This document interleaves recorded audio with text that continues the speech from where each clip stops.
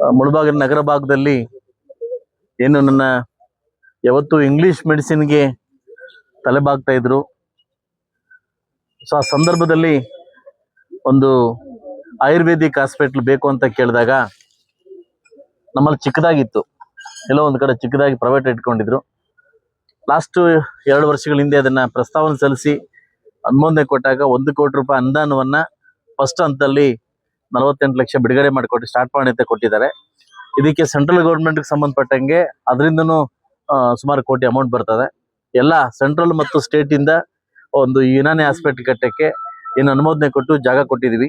ಇದು ಒಳ್ಳೆ ಹಾಸ್ಪಿಟಲ್ ಮುಂದೆ ಒಳ್ಳೆ ಜಾಗ ಇದು. ಸೊ ಈ ಜಾಗನ ಯುನಾನಿ ಹಾಸ್ಪಿಟಲ್ ಕೊಟ್ಟು ಇವತ್ತು ಗುದ್ಲಿ ಪೂಜೆ ಮಾಡಿಕೊಟ್ಟಿದ್ದೀನಿ. ಅತಿ ಶೀಘ್ರದಲ್ಲಿ ಕೇವಲ ಒಂದು 6 ತಿಂಗಳಲ್ಲಿ ಅಥವಾ 7 ತಿಂಗಳ ಒಳಗಡೆ ಈ ಉದ್ಘಾಟನೆಗೆ ಆಗ್ಬೇಕು ಅಂತ ಆರ್ಡರ್ ಆಗಿದೆ. ಸೊ ಆದಷ್ಟು ಬೇಗ ನಾಳಿಂದನೇ ನಮ್ಮ ನಿರ್ಮಿತಿ ಕೇಂದ್ರದವರು ಇದನ್ನ ಸ್ಟಾರ್ಟ್ ಮಾಡ್ತಾರೆ.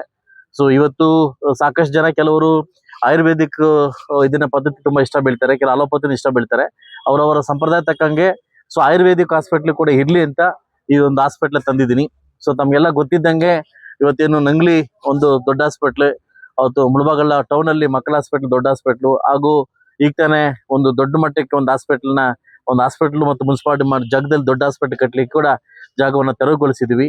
ಹಾಗೂ ತಾಯಲೂರಲ್ಲಿ ಕೂಡ 100 ಬೆಡ್ ಹಾಸ್ಪಿಟ್ಲಿಗೆ ಜಾಗವನ್ನ ಕೊಟ್ಟಿದ್ವಿ. ಅದನ್ನು ಈ ಒಂದು ಅನುಮೋದನೆ ಕೊಟ್ಟಿದ್ದಾರೆ. ಇವತ್ತು ತಮಗೆ ಗೊತ್ತಿದ್ದಂಗೆ ಏನು ನಮ್ಮ ಆಯುಷ್ಮಾನ್ ಹಾಸ್ಪಿಟ್ಲು 7 ಹಳ್ಳಿಗಳಲ್ಲಿ ಇವತ್ತು 7 ಹಳ್ಳಿಗಳಲ್ಲಿ ಕೂಡ ಸೇಮ್ ಅಮೌಂಟ್ ಹಂಗೆ 70-75 ಲಕ್ಷದಲ್ಲಿ 7 ಹಾಸ್ಪಿಟ್ಲ್ ಕೊಟ್ಟಿದ್ವಿ. 7 ಹಾಸ್ಪಿಟ್ಲಿಗೂ ಈ ಮಂತ್ ಎಂಡಿಂಗ್ ಅಲ್ಲಿ ಕೂಡ ಅದನ್ನ ಒಂದೇ ದಿವಸ 2 ಡೇಸ್ ಅಲ್ಲಿ ಮಾಡಿಕೊಟ್ಟು, ಅದೇನು ಅಂತಂದ್ರೆ ಕೆಳಗಡೆ ಹಾಸ್ಪಿಟ್ಲು ಮೇಲೆ ಕ್ವಾರ್ಟರ್ಸ್ ಕೊಟ್ಟಿದ್ದಾರೆ. ಅದಕ್ಕೂ ಸೇಮ್ ಇದೇ ತರನ ಕೂಡ ಇಲ್ಲೂ ಕೂಡ ಕೊಟ್ಟಿದ್ವಿ.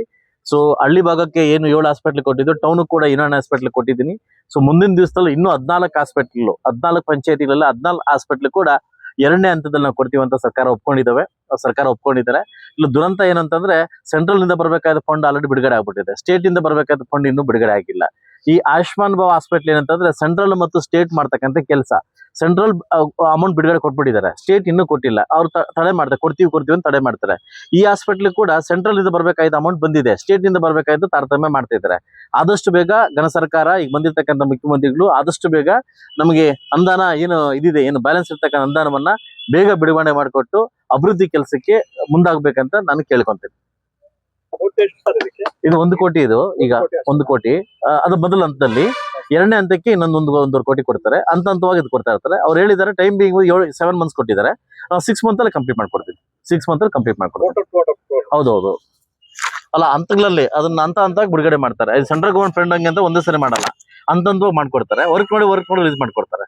ಸೊ ಅದರಿಂದ ಒಳ್ಳೆ ಹಾಸ್ಪಿಟ್ಲ್ ಇದು, ನಗರ ಮಧ್ಯದಲ್ಲಿ ಒಳ್ಳೆ ಹಾಸ್ಪಿಟ್ಲು. ಕೆಲವರು ಆಯುರ್ವೇದಿಕ್ ತಗೊಂತಾರೆ, ಕೆಲವರು ಅಲೋಪತಿ ತಗೊಂತಾರೆ. ಯಾರು ಇಷ್ಟ ಆಗುತ್ತೋ ಅದನ್ನ ತಗೊಳ್ಳಿ ಅಂತ ಒಂದು ಹಾಸ್ಪಿಟ್ಲ್, ಸುಂದರವಾಗಿ ಸ್ವಚ್ಛವಾಗಿ ಒಂದು ಹಾಸ್ಪಿಟ್ಲ್ ಕಟ್ಕೊಡ್ತಾರೆ. ಆಗ್ಬೋದಾ? ಈ ವಿಷಯ